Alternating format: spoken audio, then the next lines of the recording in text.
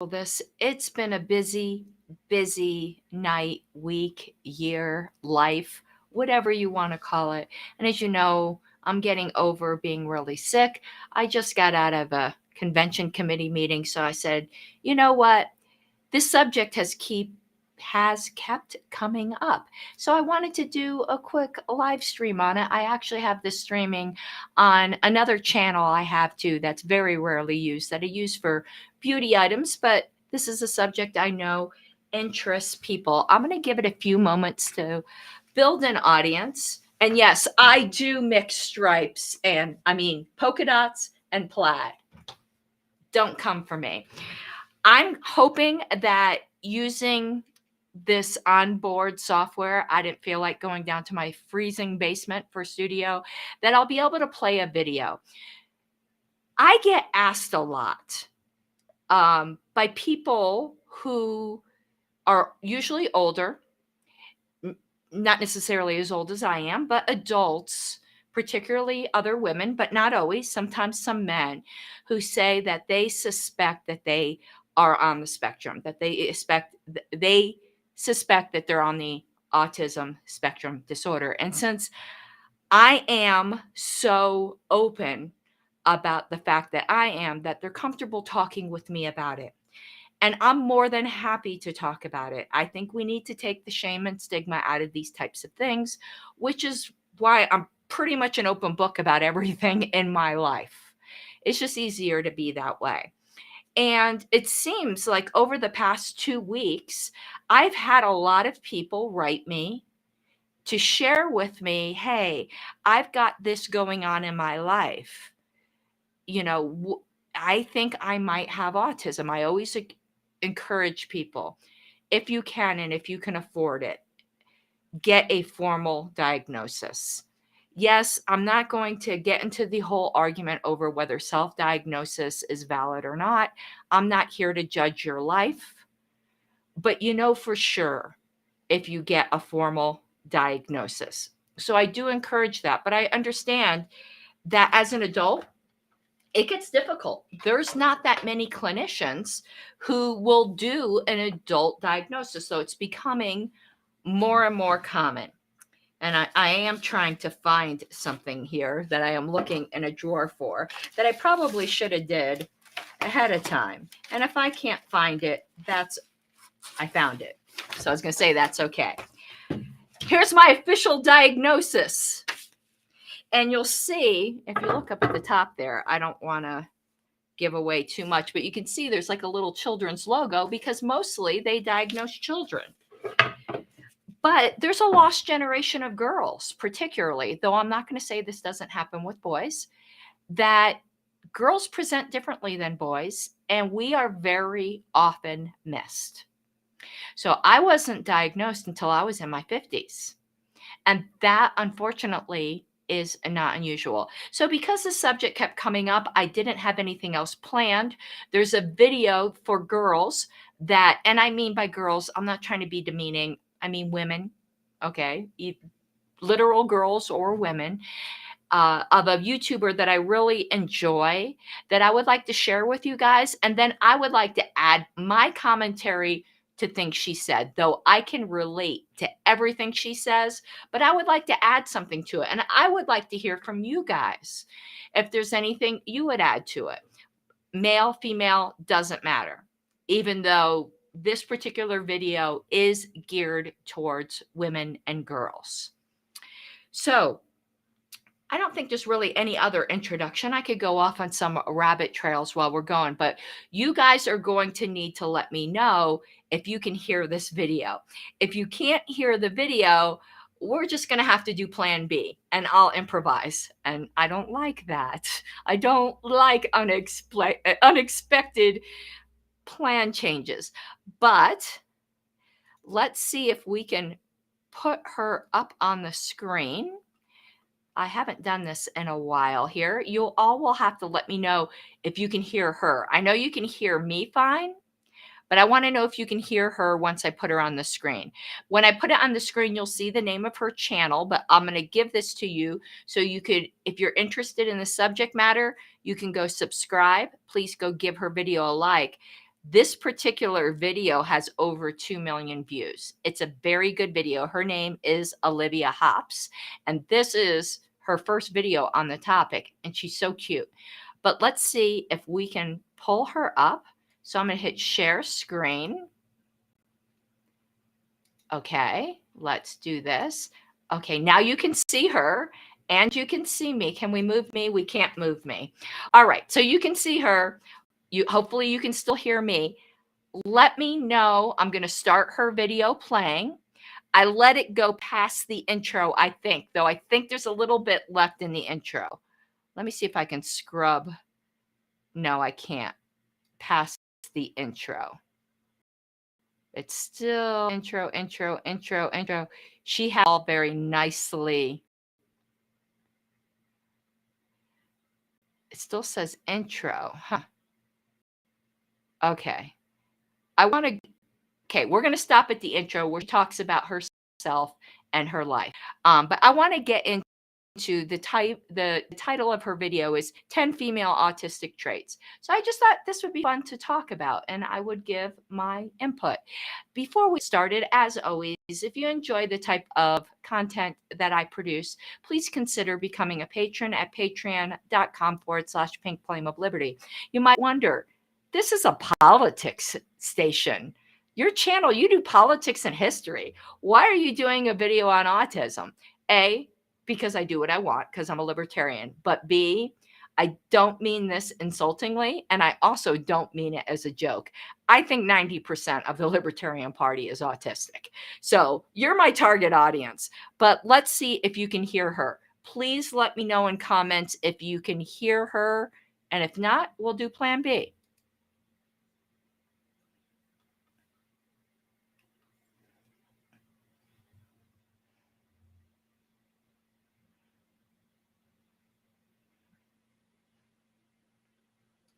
So you can't hear her. Damn it. Huh. Well, we're just then going to have to, we'll improvise then. Okay, go check out this video. Obviously, let me see something here. Let me look at my settings. Video, audio input.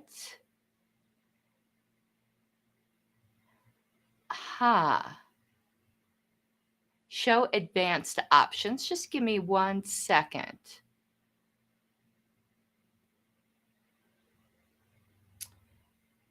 I think I know how I can fix this. Let's check something. Audio input, internal microphone, no. Audio. Well, you know what? We're just going to talk about it. So go check out her video. What I am going to do is just go through her list. So let's go back to the without sharing. So the first thing she brings up is sensory issues as one of her top 10 issues. Casey Jones, I really appreciate that comment because I don't think it's a human trait. As I go on to describe, perhaps maybe I won't change your mind, but I think it's somewhat like OCD. A lot of people will say things as a joke. Oh, I'm OCD about this. Wanting your desk clean is not OCD. Maybe one day we'll do a video on OCD. OCD is comorbid with autism, meaning that a lot of people who have autism have other issues. She's going to bring that up, and I'm going to go through her issues. And let me see if she has it in her description because she is very organized. She does. All right. So her first issue that she brings up is sensory issues. I know everyone knows somebody, or perhaps yourself, where you'll say something like, I don't like, oh, and something I forgot to say, all super chats matter. Yes, I'm a grifter. Almost everyone will go, yeah, I don't like the sound of somebody eating, or I don't like the sound of X. I don't like the sound of nails on a chalkboard. It's not like that for an autistic person. Our sensory issues are amplified to such an extent, it's unbearable.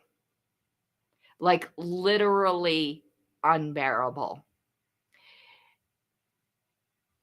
And I'm so hyper aware of it. I'll give you an example. Wayne could be sitting across the office.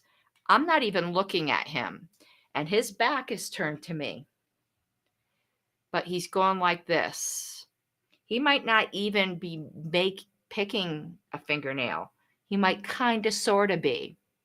But I sense the movement, and in sensing the movement, I either then really hear the sound or I manufacture the sound, and I can't get it out of my head. And it amplifies and it amplifies to the point where I jokingly said, because I obviously would never hurt somebody. And I've done this with Mike on Cultivar and R. You all have seen it. I go, if you don't stop that, I'm going to murder you. And he's not being annoying. But certain sounds, and eating is one of them, but I understand that's a common one. There are uncommon ones. I cannot stand when they're in the time of CRT monitors, I could hear every single one of them. I couldn't, it would drive me painfully crazy. And it was hard because I worked around a lot of them. I could hear is it cathode ray tubes? That's what CRT stands for. I can hear fluorescent lights. I can hear bug zappers. When I was younger, I could hear dog whistles. Not all of them, because I know some of them is physically impossible, but there are certain ranges. If there is any kind of sound when I'm trying to go to sleep, anything, at first it'll be kind of minor. I'll be laying there going, you know what? I'll be asleep in 10 minutes. But it magnifies and it magnifies until I'm literally batshit crazy. And I have to go to another room. I cocoon myself when I'm trying to go to sleep because I cannot have any sensory input. Have terrible insomnia problems because my senses are so heightened. My brain does not turn off. My hearing doesn't turn off. My sight doesn't turn off. Nothing turns off. And it is extremely difficult. I don't like the sound of clapping. Maybe one day you'll notice we might be at a libertarian convention and there's somebody applauding for somebody, and you might look over and see me like this. I cannot stand the sound of clapping. So it really isn't a joke, though I don't expect people to not clap because it bothers me. If it bothers me that much, my happy ass can leave the room. I think doing this is stupid, okay? I don't think the majority of the world should change a perfectly human thing like clapping to accommodate the few of us who don't like it. We can cover our ears. We can find other ways to cope. The rest of the world shouldn't have to do this. And to be honest with you, this is just as freaking annoying. It's just not painful. So sensory issues are a big thing. She also mentioned certain clothes she can't take. Same here. Certain fabrics you can't wear. I know a lot of people don't like the tags in their clothing, but this is more than not liking the tags in your clothing. It is literally maddening. Sensory issues are a huge, huge, huge thing for me. I get very easily overwhelmed with too much input. Talking in a crowd, as an adult, I can manage it, but it's really, really hard because everything is coming. And you'll laugh about in my former marriage. My ex would walk into the room and turn the light on. I'd walk in behind him. I'd turn the light off. I'd be like, it's too bright. I can't take it. He'd turn the light back on. I'd turn the light back off. We had to put dimmers on every single light in the house so that we could arrive at a happy medium between on and off. I've gotten better at that with age, but that was a constant thing. Also, because of the supersensory issues, I know people think ASMR is BS. I can tell you it's not BS for me. I react so strongly to ASMR, it's not even funny, either in a good way or a bad way. Like either in a super pleasurable way or in a, oh my God, I want to throw up, that is so disgusting way. All right, so that was the first thing. I really wish I could have played her video, but please go listen to it. She is adorable. Second issue is mental illnesses. This is something that is not talked about a lot. And I know when I bring this up, there'll be people on Twitter and social media making fun of me. I don't care. And one of my autistic superpowers is I really, literally don't care what other people think of me. I care what I think of me. I have to look myself in the mirror. And perhaps that's one reason why, during the time of trial last year, I stood up for what I thought was right, despite the fact that the mocking and a lot of the things that happened, if I really, really was sensitive to what other people thought of me, I couldn't have done it. And that isn't anything special on my part. That's just part of who I am in my autism. When I walk through a crowd, I don't even notice. But this brings up something embarrassing that it's kind of it's not something I've talked about a lot. And if you interact with me at a convention, if you pay attention, you'll notice I have face blindness. Now, a lot of people, I suppose there's different levels of it. I'll give you my level of it. It doesn't literally mean you see, when you look at somebody's face, you see this. That isn't what it means.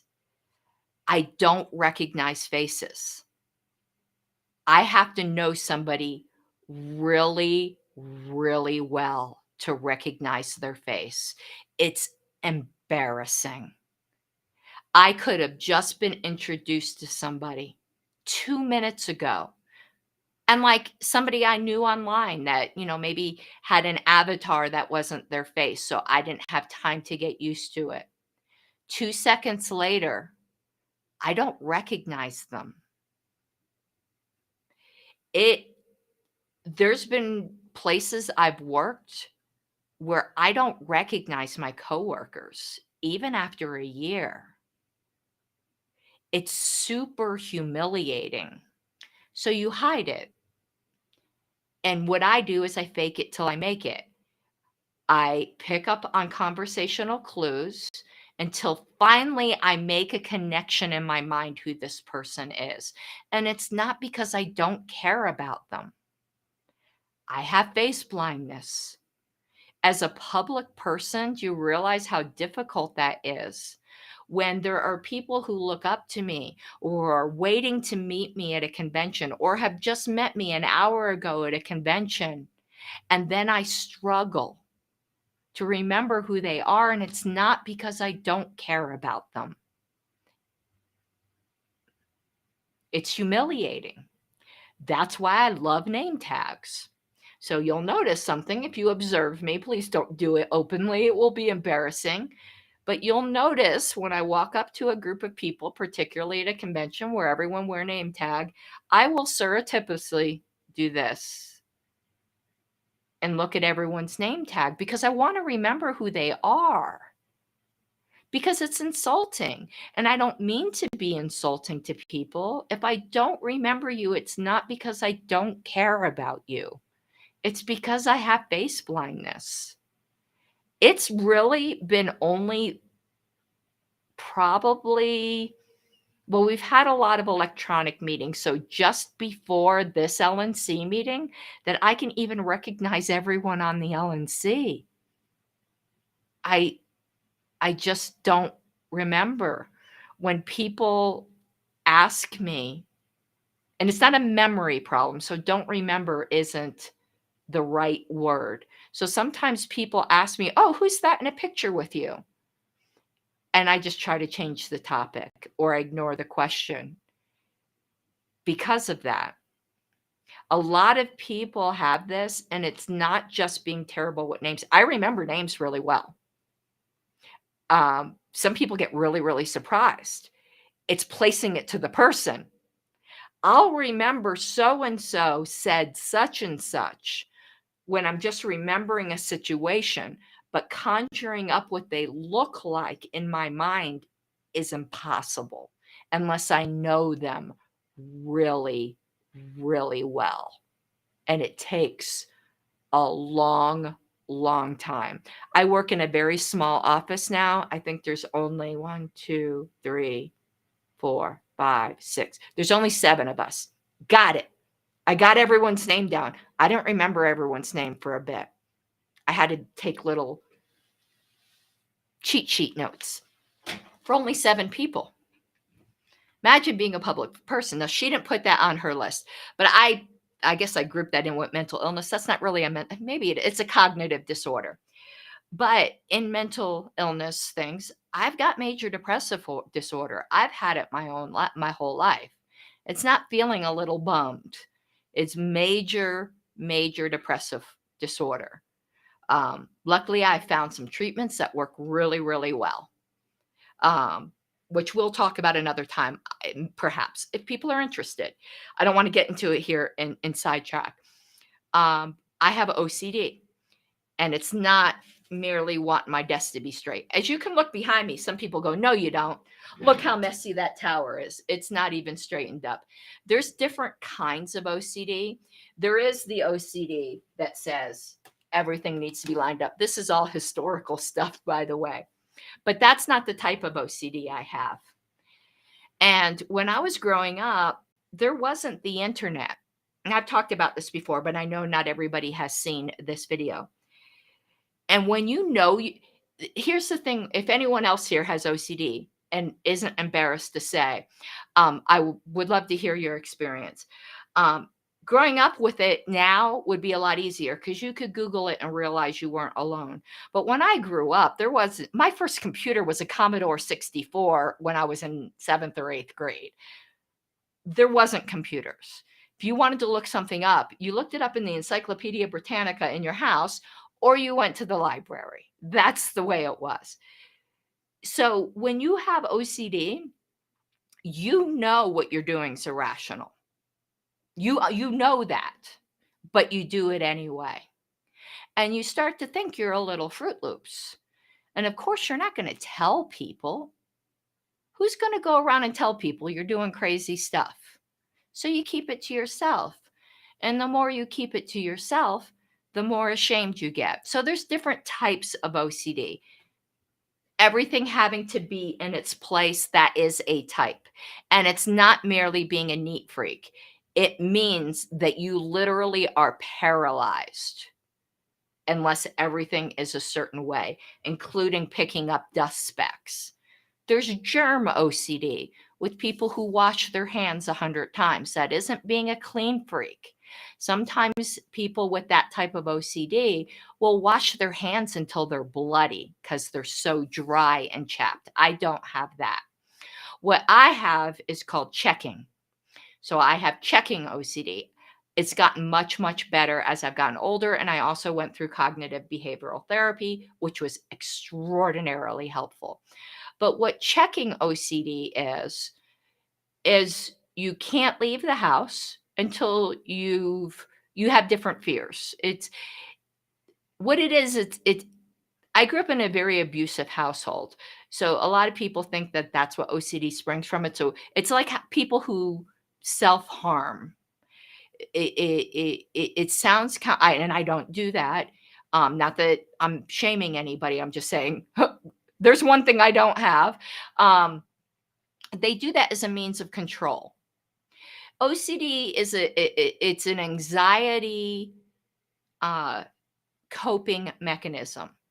So checkers generally have certain types of fears, and my fears was fire.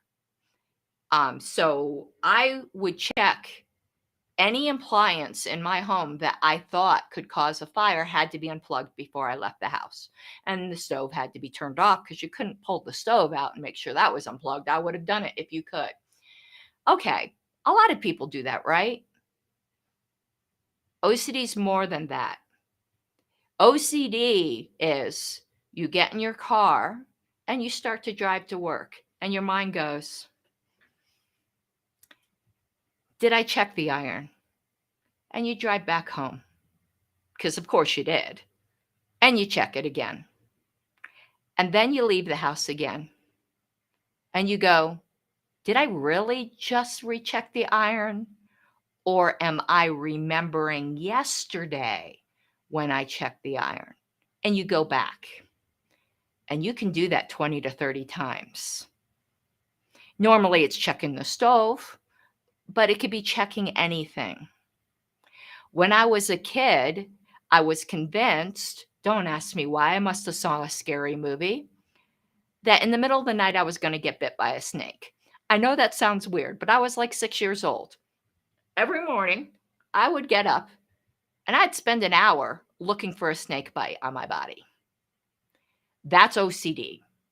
That's debilitating. It is miserable. You realize you would have felt it if you got bit by a snake, but you do it anyway.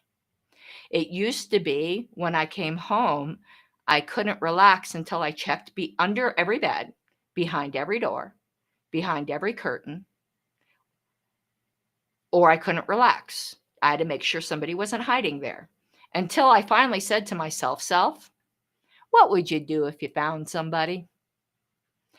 That's how I got over that one. I can still easily fall into those patterns, but let me tell you the absolute worst. And this is when I was convinced I was just loony until I realized that this is common. I had the checking fear that I was terrified that I ran somebody over. Now, that sounds insane, doesn't it? Don't you think you would know if you ran somebody over?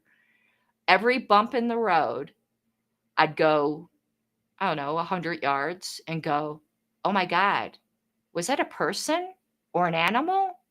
And I'd drive around the block to go back to that spot to make sure. And I would do that 15, 20 times, particularly at night. Now, I don't do that anymore. I've gotten way, way better with my OCD, but that's comorbid with autism. A lot of people have OCD. So next time somebody tells you they're OCD because they want their paper to be straight on the desk, just realize that's not OCD. That's just you being neat. OCD is life debilitating. I nearly lost my job over being late every day. I left on time, but I had to go back and recheck the stove. And then I went through cognitive behavioral therapy, and that super, super helped. And as an adult, I think it gets better. Maybe it doesn't for everybody. So if it hasn't for you, I apologize. I do recommend therapy for that. But if you have autism, you might have OCD. A lot of people with autism have anxiety. So certain types of mental illnesses are comorbid. So that was second on her list. Third on her list, inflexibility. Now, I'm not terribly inflexible, but I am inflexible about some things. Ask Wayne. Wayne, let's go out to dinner. He goes, where do you want to go? Now the husbands are going to be understanding. Well, I don't know. You pick. And then he'll say something. No, I don't want to do that. And then he finally picks one. And I'm like, great. We're going to Tasty House Chinese. Perfect. Then we're driving there. And he goes, you know what? Why don't we go to the Rock Yard? And I'm like, I've already reconciled myself in my head that we're going to Tasty House. I cannot switch on a dime like that. Don't do that to me. It is anxiety inducing. I already had it set. And it wasn't because I like the food at one place better or another. It's just, okay, I've dealt with it. I've I've pictured what the place looks like. I understand what the experience is going to be. Don't change plans on me midway. Now, some people are way more inflexible than I am. That's not terrible with me. But when it comes to changing plans on the fly, you will throw me for a loop. Now, this is something that people do not believe. The next thing that she gave was difficulty or dislike socializing. People go, but you're such a social person. I'm an introvert. I am not an extrovert. People really, really misunderstand those two terms. You can be a friendly introvert. More what that means is that you don't get charged up by socializing. It exhausts you. You need your alone time after that. You don't dislike being alone. In fact, you have to be alone for certain periods of time. I could, no shade on Wayne, who I obviously love, but every couple years he goes on a hunting trip. And there's been times when I've been unemployed in that. Being home alone for a week, that can be paradise for me because I need the alone time to recharge in order to deal with people. Dealing with people sometimes in a social situation is super, super awkward. And part of that has to do with the things like face blindness, because imagine how exhausting that is, and not being able to pick up on social cues. Because that is the main feature of autism, is you have difficulty picking up on social cues, and you tend to be very blunt. And sometimes you hurt people or anger people without really realizing that's what you're doing. And some people think that that just happens with one-to-one or verbal, but that's not true. It does happen in email situations as well. And I do think, and they could disagree with me all they want. I really don't care what those people think anymore. That was part of the conflict I had with the prior LNC. They just wanted to read the worst into every single email I wrote because I'm blunt. I don't mean anything by it, but they chose to take things a certain way. And when I put a disclaimer on my email, they go, "You're just looking for an excuse to be an asshole." So, I couldn't win. That doesn't happen with this LNC. They're much thicker skinned, but that can be a problem. Here's one that I hadn't seen often, but I also have this, and it is selective mutism. What selective mutism is when you know what you want to say, but you physically can't say it. It's frustrating. And it's not just having a word on the tip of your tongue or something like that. You physically, it's like your brain is scrambled.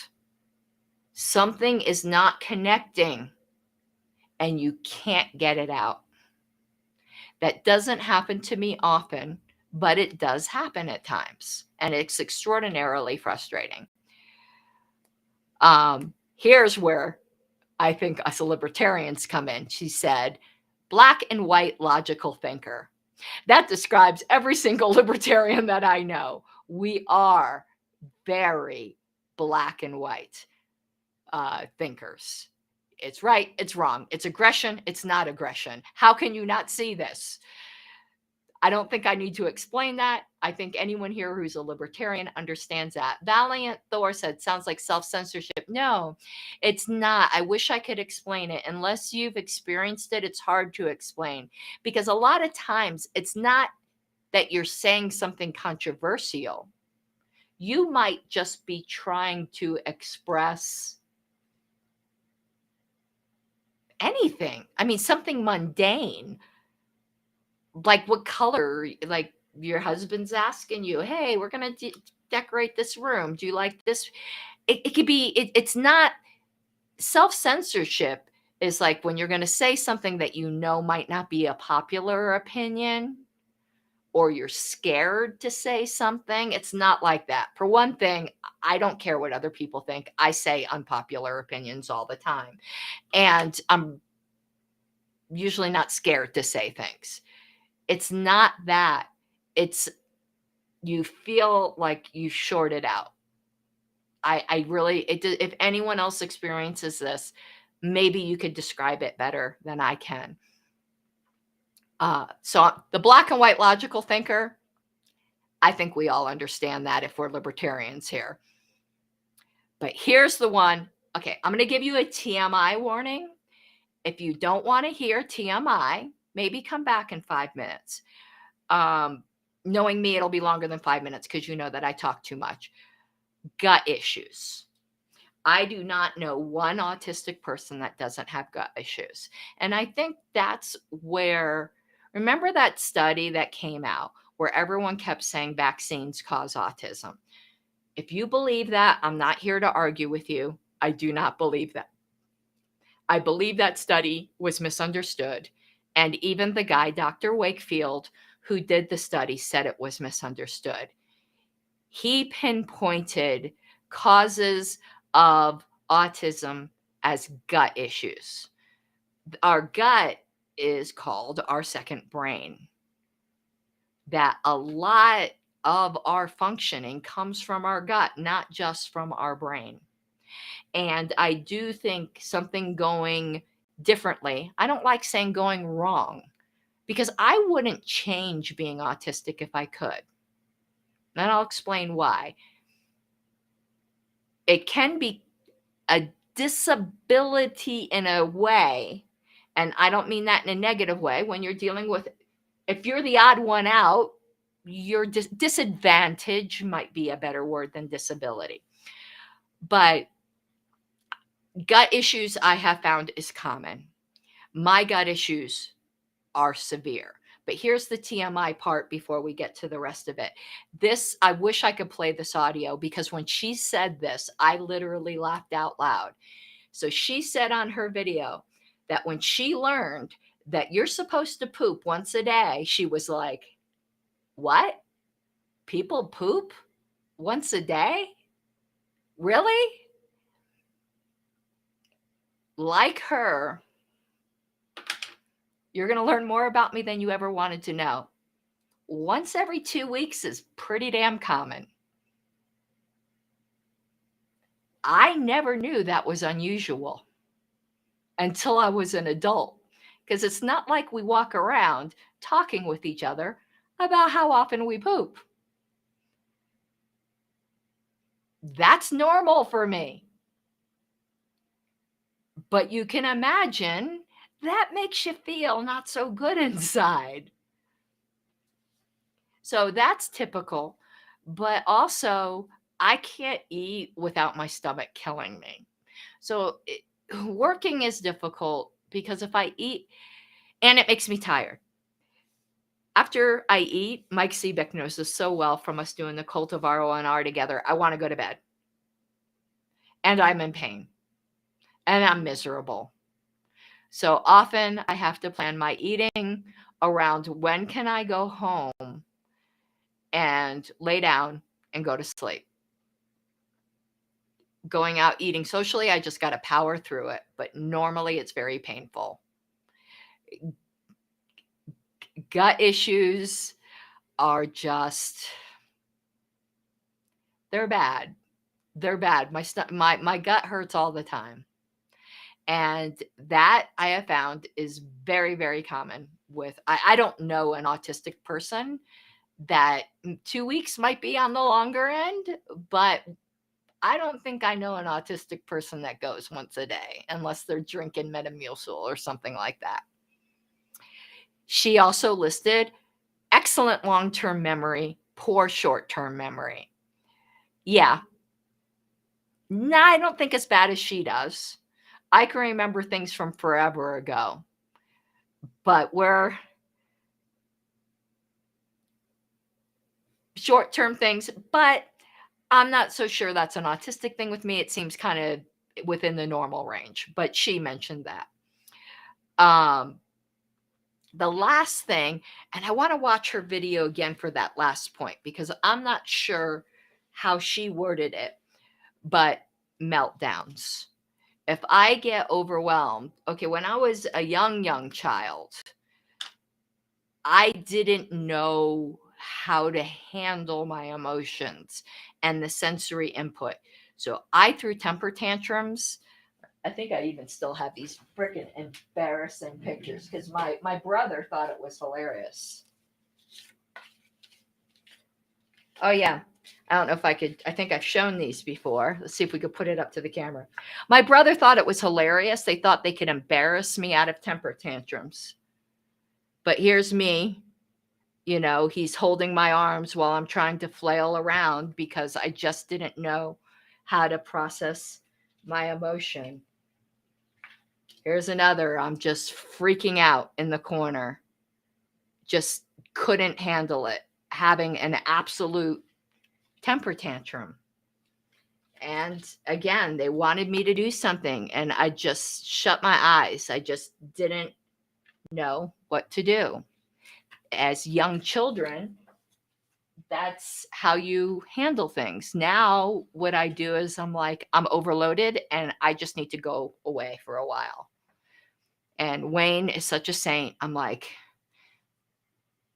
stop, please, just let me go. I don't want to talk anymore. Just let me go. And then I'll go be by myself for a while, and then everything's okay. Good thing I don't throw myself on the ground and have a temper tantrum. That would be pretty funny. Actually, no, it'd be humiliating. But, that was part of it. You just get overloaded and you can have a meltdown. And when it happens, you just got to be alone. Now, she put struggle with empathy. And I know that is a common trait amongst people with autism. They say that we struggle with empathy. I think it goes on two extremes.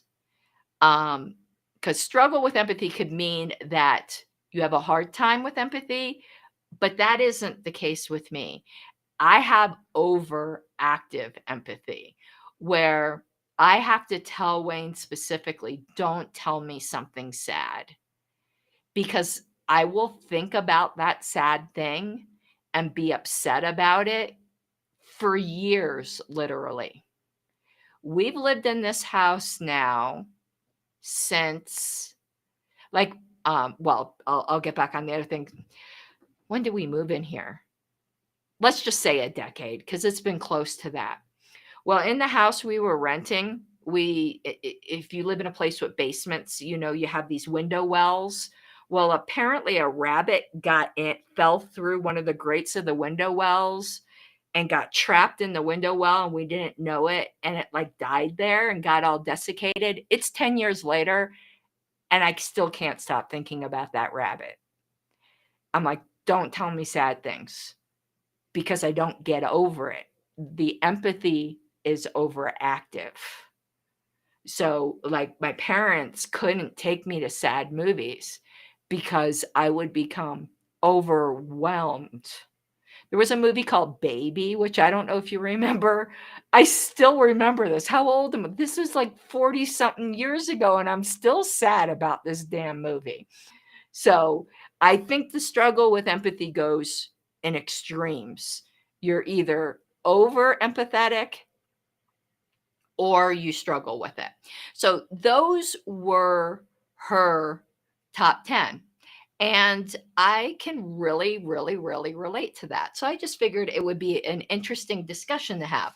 But I pulled this out because there was just some things in here, and I've read this before to you guys, but I have a different audience every time, that I thought you'd find this funny. So this is my psychological evaluation. And of course, like a typical autist, I find it fascinating to read this clinical report.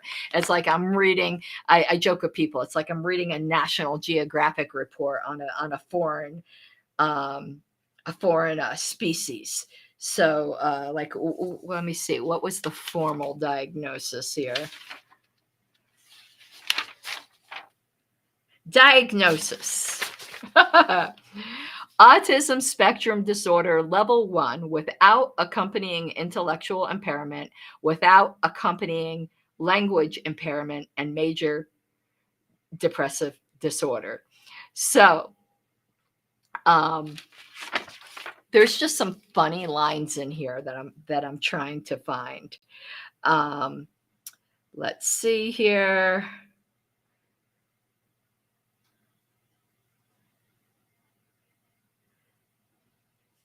Okay, that part there wasn't very much. There's just some things here you would you'll just laugh at.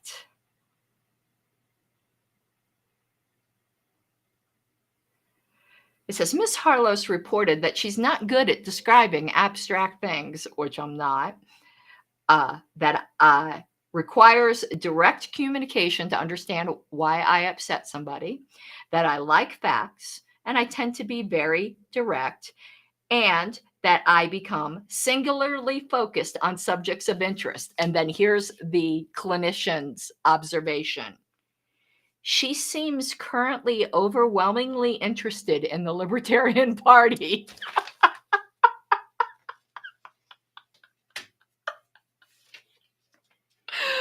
I go from 0 to Libertarian in 30 seconds, no matter what I'm with, but it's in my official diagnosis. Oh my God. Let's see here. Ms. Harlos appears younger than her chronological age due to having her hair dyed bright pink and wearing glitter nail polish. Ms. Harlos did not provide consistent responses to the examiner's social overtures during the evaluation. She appeared to put forth her best effort, and persisted through more challenging tasks. But I thought I responded socially appropriately, but apparently not. Oh my God. But there's something else that's really funny in here. Okay. In the area of reciprocal social interaction, Mrs. Harlos was noted to rarely make well-modulated eye contact with the examiner, and instead primarily used brief and fleeting eye contact. She directed an expression of confusion to the examiner during several tasks, as well as occasional shared enjoyment. Her social overtures were awkward, and she would not reference back to the examiner when pointing something out to see if she had gained the examiner's attention. She did not respond appropriately to the examiner's nonverbal cues and instead required direct verbal prompts. For example, when the examiner held up a bag for Miss Harlos to put away puzzle pieces, she smiled blankly until provided direction. She also required continuous prompts to turn the pages in a book. You have to tell me what you want. I'm not a mind reader, people. Oh.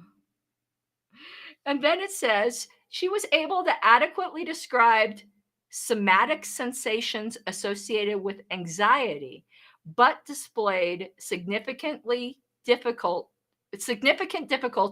communicating her other emotions. When asked to describe anger, she said, "I can't describe that. I'm sorry. I'm not trying to be difficult." Oh. And she says, she shared she has a different definition of friends than mostly everyone else, and reported that she does not have friends that she interacts with in person on a regular basis. That's true. Most of my friends are online. I explained that I defined friendship as if they're not an asshole, they're a friend. And then I also said, this loose definition has given me problems because too many people are assholes. Oh my God. When provided an opportunity for creative actions, she demonstrated significant difficulty and was unable to complete the task. Instead, she stared at objects she was asked to tell a story with and said, "These things don't go together at all." Ms. Here's gets funnier. Ms. Harlos frequently brought up the Libertarian Party.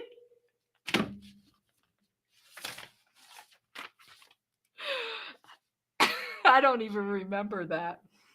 Which may be considered a restricted interest. Oh my God. Oh, this is funny. And then they interviewed my sister, because they have to get a family background. And let's see. I don't think they really said too much what my sister said. And it said that, but it was noted that I was non-compliant with school activities. I was very non-compliant. I used to get straight A's. You remember how you used to get the report card with the grades and then either an S or a U for behavior? So you would get, whatever your academic scores were, and then you get an S for satisfactory or a U for unsatisfactory. I used to get straight A's and straight U's.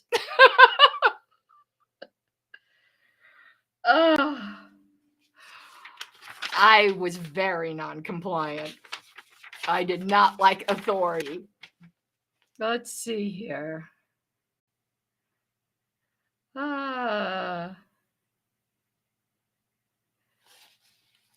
And I think that was it. That was I can't believe how much the Libertarian Party came up in here. We are so autistic. So this was in the interview with Wayne. He reported his wife talks primarily about the Libertarian Party.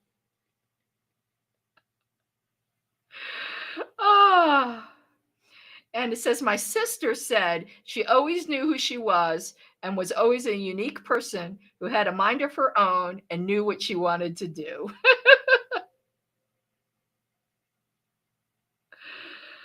Oh my God. Let's see here. Okay, get ready. This is great. When asked about when her interest in the Libertarian Party began, Ms. Harlow stated, September 17th, 2014 at noon.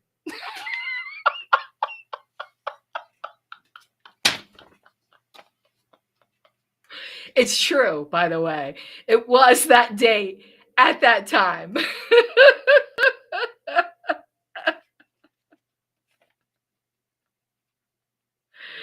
When others try to change the topic of conversation away from the Libertarian Party, she tends to circle back to this topic.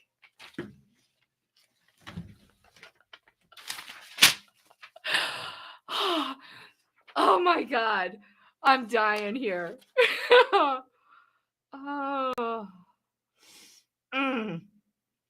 Oh my God. Let's see if there's anything else in here that was funny.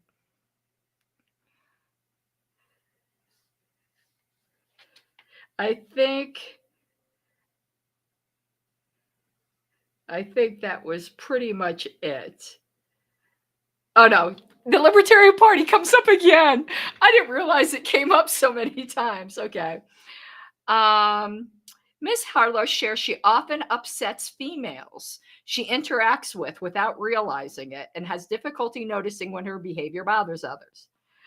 It said she recalled as a young child she preferred to play with boys. She displayed insight into her poor understanding of friendships and tends to keep others at an emotional distance. Conversations with her tend to be one-sided and restricted to her area of interest, which is currently the Libertarian Party. This interest seems to be all encompassing.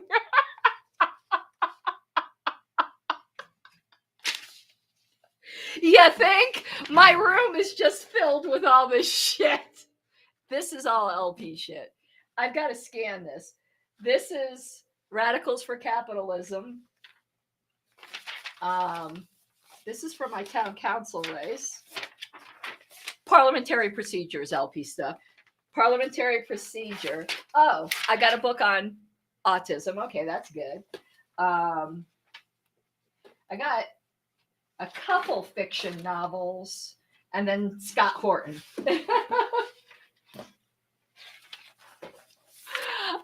And all up here, this is all just parliamentary shit. That is funny. That is funny. Okay. So, this may have described some of you. But now let me tell you why I wouldn't change a damn thing. And this is why a lot of people who are high functioning autistic people, which used to be called Asperger's syndrome, which is what I have, tend to be very successful in their chosen field because it becomes an all encompassing interest. And you want to know what? I don't think there's a problem with that. I like having an area of expertise. I like knowing what I'm talking about in the area that I'm talking about. It doesn't cause me distress at all. In fact, my all-encompassing interest brings me great joy. I'm very good at it. So in that respect, I wouldn't change a thing. And that's how people with Asperger's become very, very good at some things. Bill Gates had Asperger's. So there's just a lot of people, whether or not you like his politics, that's a different matter. But a lot of innovators and experts in their fields have Asperger's. It allows you to have a singular focus, a singular all-encompassing focus. And some people, that might sound like a nightmare. But for me, that sounds like my life has a purpose and that I will accomplish something and make a mark.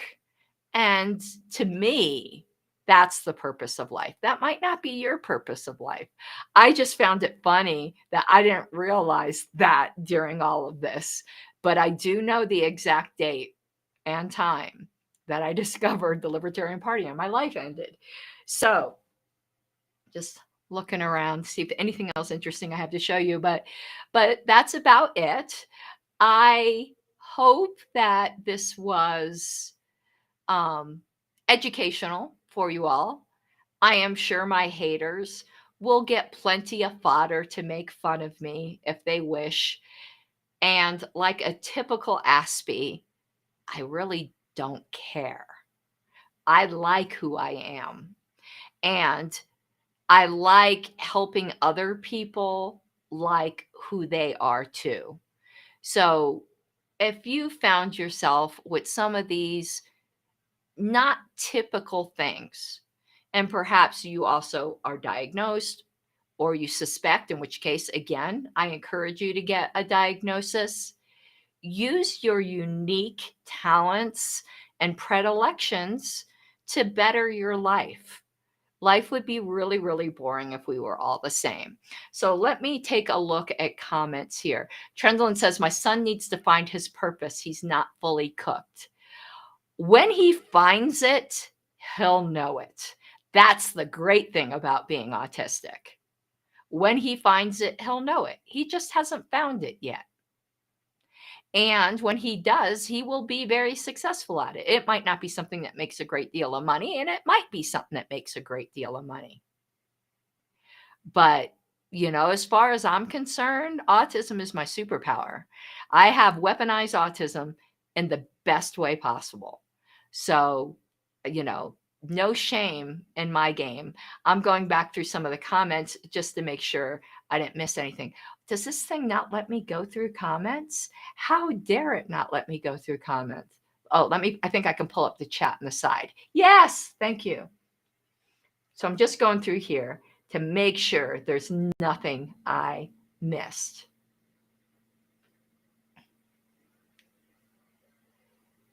No, it looks like oh, and that's a great question, Trendolyn. I will get to that.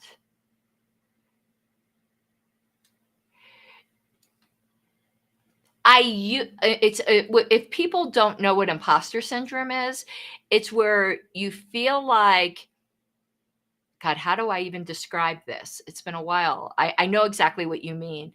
It's where you feel like you are given credit and accolades and status for abilities that you don't really have, that you've fooled people, that you are an imposter, in other words.